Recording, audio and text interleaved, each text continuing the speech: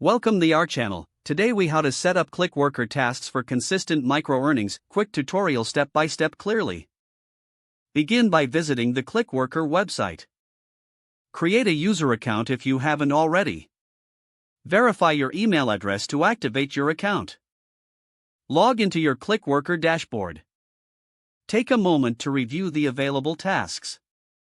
Familiarize yourself with the types of jobs, including text creation, categorization, and surveys. Select a task that interests you by clicking on it. Read the task instructions thoroughly before starting.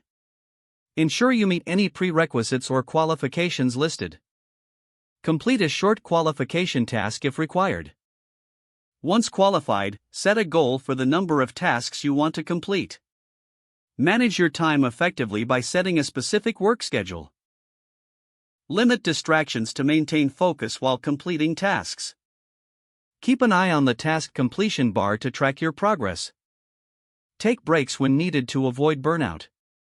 Review your completed tasks to glean insights on improving speed and accuracy. Monitor your earnings through the dashboard to see your progress. Adjust your daily goals based on your earnings and comfort level. Stay updated on new task offerings by checking the dashboard regularly.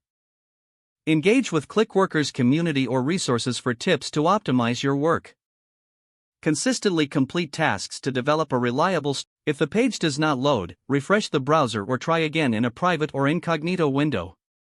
Make sure you are using the correct email address, then retype it carefully to avoid small typos. If your password is not accepted, use the reset option and create a new strong password you can remember. Check your spam folder for verification or security emails, then complete any requested confirmation steps. Enable two-factor authentication if available to improve account security and reduce unauthorized access risk. After signing in, review your profile details so your contact information and settings are accurate and current. If you see an error message, note it down and try again after restarting your device and internet. Don't forget to like this video and subscribe to our channel for more step-by-step tech guides.